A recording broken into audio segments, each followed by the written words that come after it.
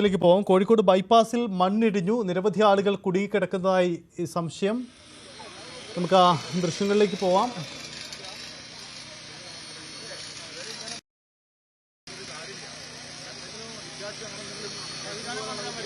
മൂന്ന് പേരാണ് അപകടത്തിൽപ്പെട്ടത്. ഇതിൽ രണ്ടുപേരെ അവിടുന്ന് രക്ഷിക്കാൻ കഴിഞ്ഞു. പക്ഷേ ഒരാൾ ഇപ്പോഴും മണ്ണിനടിയിൽ കുടുങ്ങിക്കിടക്കുന്നു എന്നാണ് നമുക്ക് ലഭ്യമാവുന്ന വിവരം. എന്തായാലും ഈ വിഷയത്തിൽ ഇപ്പോൾ അതിൻ്റെ തത്സമയ ദൃശ്യങ്ങളാണ് കാണുന്നത്. അവിടെ രക്ഷാപ്രവർത്തനങ്ങളടക്കം പുരോഗമിക്കുകയാണ്.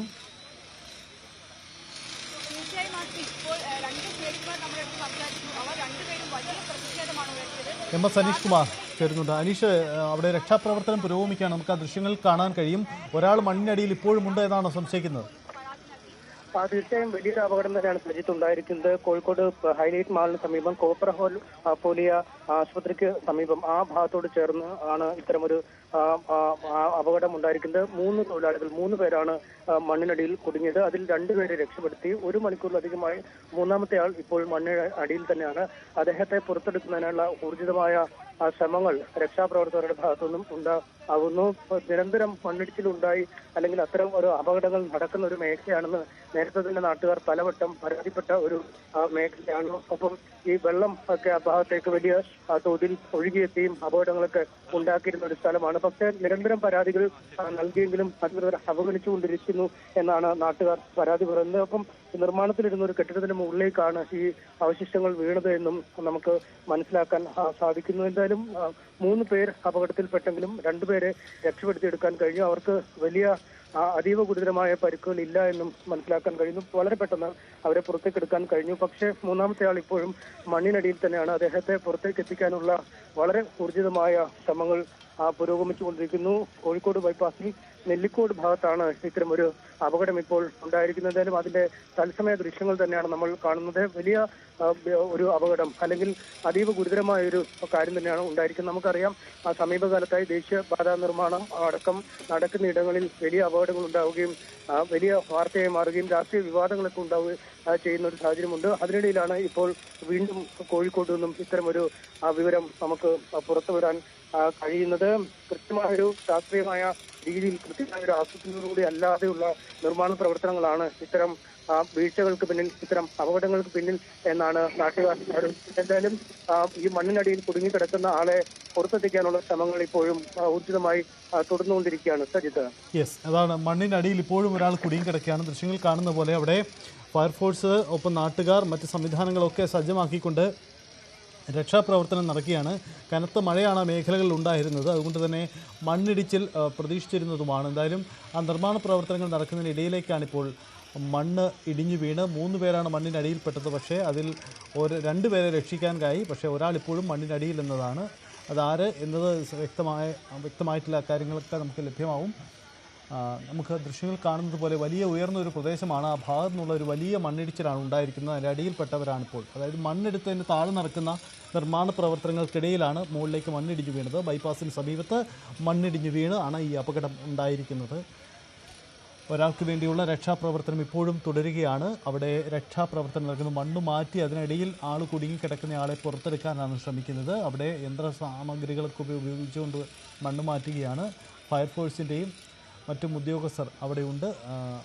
ദ്രുതകർമ്മസേന രക്ഷാപ്രവർത്തനം ഇപ്പോഴും അവിടെ നടത്തുകയാണ്. അവിടെ മണ്ണിടിഞ്ഞു വീണ അടിയിൽ ഒരാൾ കുടുങ്ങിയിരിക്കുന്നു എന്ന സംശയത്തിൽ ഒരാൾ ഇപ്പോഴും മണ്ണിനടിയിലുണ്ട്. അയാളെ രക്ഷിക്കുന്നതിന് വേണ്ടിയുള്ള ശ്രമങ്ങളാണ്. ഒരാൾ മണ്ണിനടിയിൽ ഇപ്പോഴുമുണ്ട്. അയാളെ രക്ഷപ്പെടുത്താനുള്ള ശ്രമമാണ് നടക്കുന്നത്.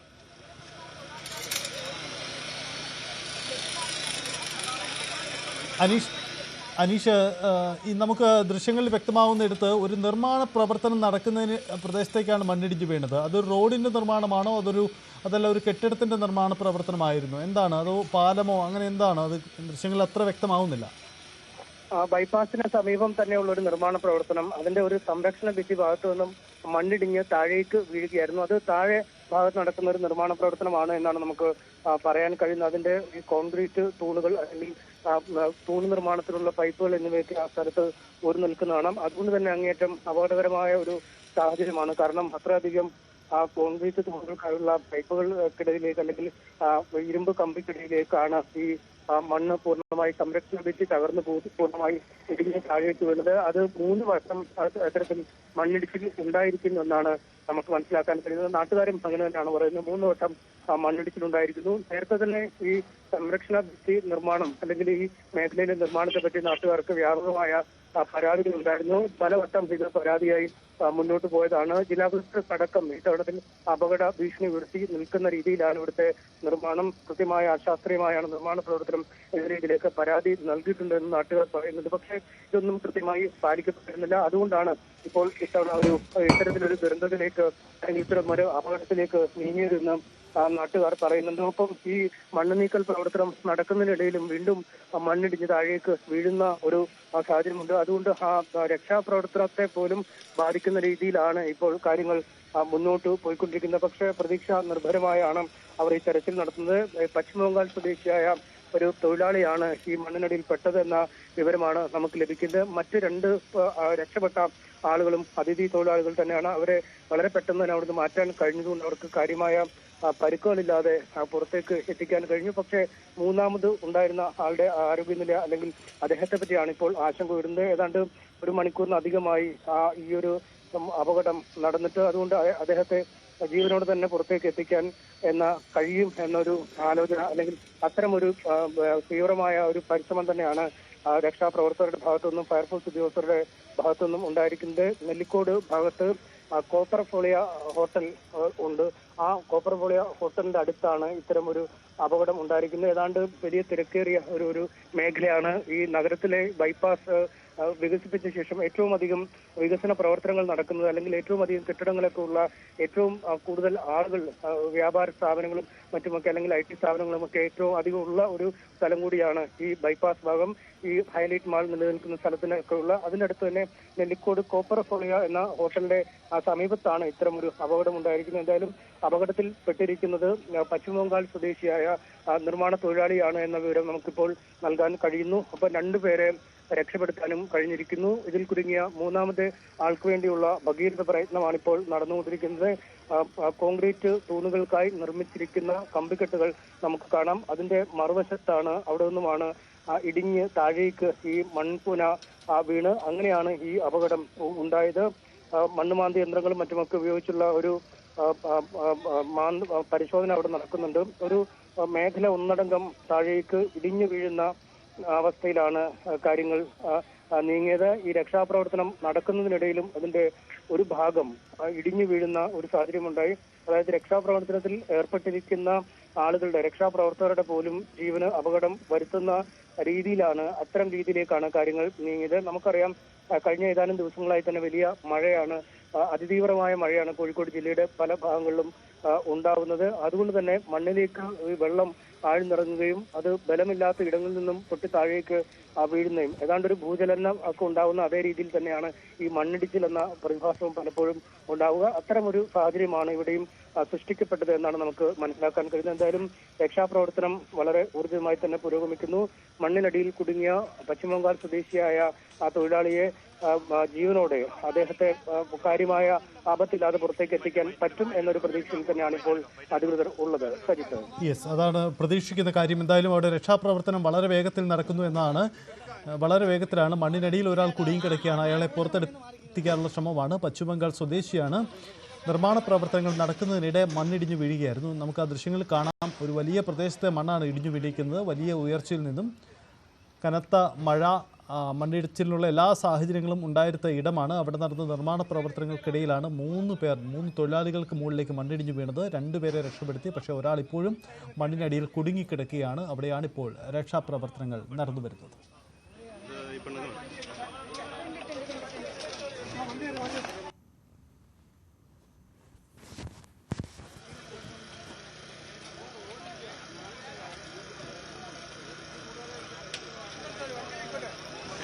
എന്താ സംഭവം?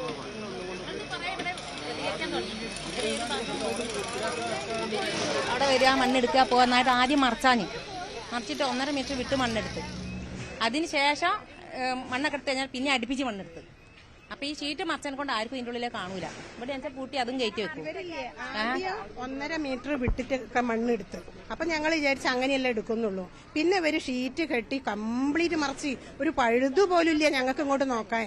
അങ്ങനെ മറച്ചിട്ട് ഇവര് പിന്നെയും മണ്ണെടുക്കാൻ തുടങ്ങി. പിന്നെ അതിന്റെ അടുപ്പിച്ച് ഇവര് മണ്ണെടുക്കാൻ തുടങ്ങി കംപ്ലീറ്റ്.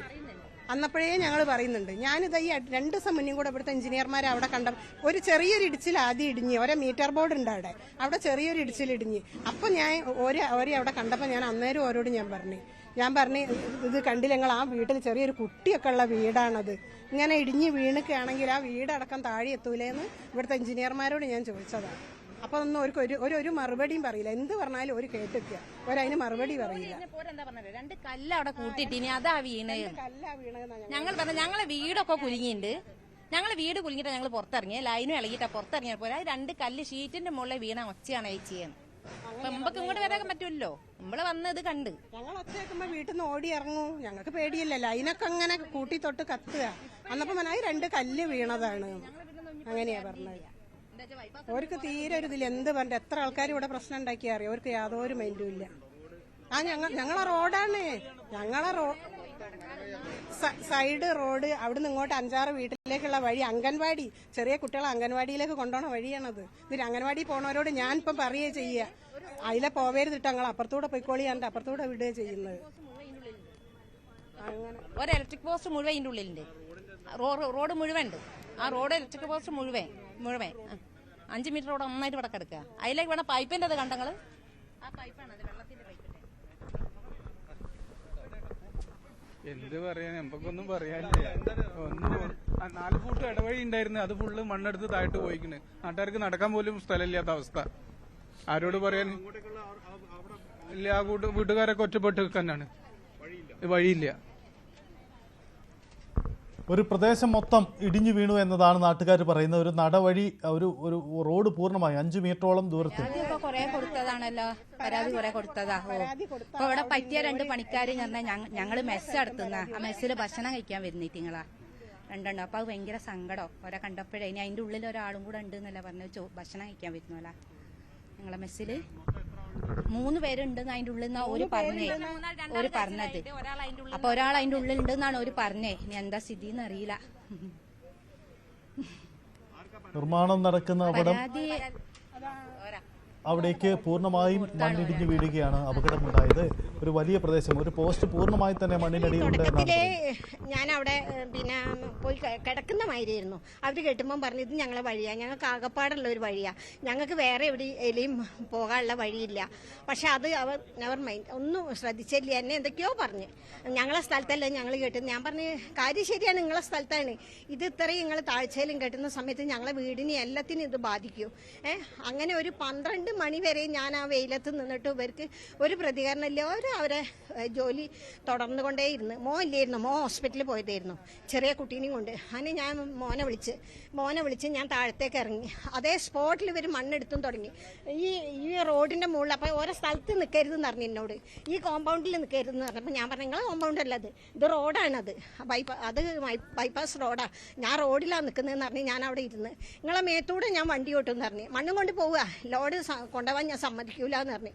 അത് അങ്ങനെ നിങ്ങളെ മേത്തൂടെ വണ്ടി ഓട്ടുന്നു, ധൈര്യം നിങ്ങൾ ഓട്ടിക്കോ, എനിക്ക് അതിലൊന്നും ഒരു പ്രശ്നവും ഇല്ല എന്ന് പറഞ്ഞു. അങ്ങനെ ഇവർ പോലീസുകാരെ വിളിച്ച് SI അവിടുന്ന് മെഡിക്കൽ കോളേജ് പോലീസ് സ്റ്റേഷനിൽ നിന്ന് SI വന്ന് അങ്ങനെ ഇവരവിടെ പോയി എന്ന് പറഞ്ഞ് ഇവരെ എത്രയോ മീറ്റർ, എനിക്ക് അങ്ങോട്ട് കയറാനൊന്നും പറ്റില്ല, ഇങ്ങനെ കിതയ്ക്കുക.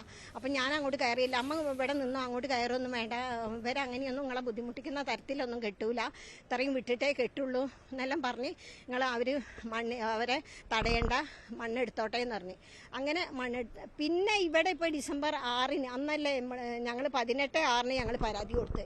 അന്ന് പിന്നെ പരാതി കൊടുത്തപ്പോൾ ഇവിടെ ഇടിയുന്നുണ്ടായിരുന്നു. ഇടിയുമ്പോൾ അപ്പം ഞങ്ങൾ പരാതി കൊടുത്തു, വില്ലേജ് ഓഫീസർക്ക് കൊടുത്ത്, വിവരാവകാശം വെച്ച് കൊടുത്ത്. കാരണം ഒന്നിൻ്റെ റിപ്ലൈ ഞങ്ങൾക്ക് കിട്ടുന്നില്ലല്ലോ. അപ്പോൾ അന്ന് തന്നെ അപ്പോൾ വില്ലേജ് ഓഫീസർ ഞങ്ങൾക്ക് പരാതി തന്നു 6-ാം തീയതി 18/6-ന്. അപ്പോൾ ഇടിയുമ്പോൾ സ്റ്റാർട്ടിങ് ഇടിയുമ്പോൾ അതിൻ്റെ മുന്നേ ഇവർ ഞങ്ങളൊരു അയൽവാസി അവൾ എന്നോട് ചേർന്ന് നമുക്ക് സ്റ്റേ കൊടുക്കുക. ഞാൻ പറഞ്ഞു എൻ്റെ കയ്യിൽ പൈസ ഒന്നുമില്ല. അവൾ 30,000 ഉറുപ്പ്യ കൊടുത്ത് സ്റ്റേ വാങ്ങിച്ചു. എന്നിട്ടും ഇവർ ഇട ദിവസങ്ങളിലൊക്കെ ഇവർ പണിയെടുക്കുന്നുണ്ട്. വൈകുന്നേരം നേരം രാവിലെ പണിയെടുക്കും. ഇവിടെ പണിയെടുക്കുമ്പോൾ ഞങ്ങൾക്ക് വീട്ടിൻ്റെ പുറത്തേക്കൊന്നും അതൊക്കെ വേറെ വിഷയം. അതൊന്നും ഞങ്ങളിപ്പോൾ പറയുന്നില്ല. ഞങ്ങൾക്ക് ഈ വഴീൻ്റെ ഞങ്ങൾക്ക് പോകണം വരണമെന്നേ ഉള്ളൂ. ഞങ്ങൾ വീട്ടിൽ അനുഭവിക്കുന്ന ഒന്നും പിന്നെ പറയുന്നുമില്ല. അങ്ങനെ ഇനിയിപ്പം നാളെ അവിടെ കൊണ്ടു കൊടുക്കാൻ വിചാരിച്ചാ തഹസിൽദാർക്ക്. കാരണം ഇവനും ഞാനേ ഉള്ളൂ. ഇവനും അപ്പോൾ ജോലിക്കും പോകണം. ഇവൻ മെഡിക്കൽ റഫാണ്, ഇംഗ്ലീഷല്ല. അതിന് പോവാതിരിക്കാൻ പറ്റില്ല. ഈ പരാതി കൊടുത്തിട്ട് ഇപ്പോൾ വില്ലേജ് ഓഫീസർ തന്ന ഇതാണ് നിങ്ങൾ തഹസിൽദാർക്ക് കൊടുക്കാൻ. അതാ പിന്നെ കലക്ടർക്കും കൊടുത്ത്. കലക്ടർക്ക് ഇത് മാത്രമല്ല, കോപ്പർ ഫോളിയോ ഇടിച്ച സമയത്തേ ഞങ്ങൾ പരാതി കൊടുത്തുകൊണ്ടിരിക്കുന്നത്. കാരണം ഈ കുന്നിടിച്ചിട്ടല്ലേ ഇവർ ചെയ്യുന്നത്. കാരണം എന്തേ സംഭവിച്ചിട്ട് നമ്മൾ പറഞ്ഞിട്ട് കാര്യമില്ല. അപ്പം മുൻകൂറായിട്ട് കൊടുക്കാൻ ഓൺലൈനിൽ ഞാൻ ഒരു SC-യിൽ പെട്ടതാണ്. അപ്പം ഞാൻ SC കമ്മീഷണർക്ക് ഓൺലൈനിൽ കൊടുത്ത്. കോഴിക്കോട് ബൈപ്പാസിന് സമീപം മണ്ണിടിഞ്ഞു വീണ് വൻ അപകടം. 3 പേർ മണ്ണിന് അടിയിൽപ്പെട്ടു. 2 പേരെ രക്ഷപ്പെടുത്തി. ഒരാൾ ഇപ്പോഴും കുടുങ്ങി കിടക്കുന്നു. അയാൾക്ക് വേണ്ടിയുള്ള തിരച്ചിൽ അവിടെ തുടരുകയാണ്. നാട്ടുകാരുടെ പ്രതികരണങ്ങളുമാണ് നമ്മൾ കേട്ടത്. മുമ്പും ഇത് സംബന്ധിച്ച് നിരവധി പരാതികൾ ഉന്നയിച്ചതാണ്. പക്ഷേ അത് പരിഹരിക്കപ്പെട്ടില്ല എന്നതാണ്. ഒരു നിർമ്മാണം നടക്കുന്ന ഇടത്തേക്കാണ് മണ്ണിടിഞ്ഞു വീണതെന്നാണ് ദൃശ്യങ്ങളിൽ നിന്നും വ്യക്തമാവുന്ന കാര്യം. ഒരു പ്രദേശത്തെ മണ്ണ് പൂർണ്ണമായും ഇടിഞ്ഞു വീഴുകയാണ്. അതിൽ ഇലക്ട്രിക് പോസ്റ്റ് അടക്കം അതിലേക്ക് കുടുങ്ങി വീണിട്ടുണ്ട് എന്നാണ് പറയുന്നത്. അങ്ങനെയെങ്കിൽ കുടുങ്ങി കിടക്കുന്ന പശ്ചിമ ബംഗാൾ സ്വദേശിയെ രക്ഷപ്പെടുന്നതിന് വേണ്ടിയാണ് ഇപ്പോഴും ശ്രമം തുടരുന്നത്.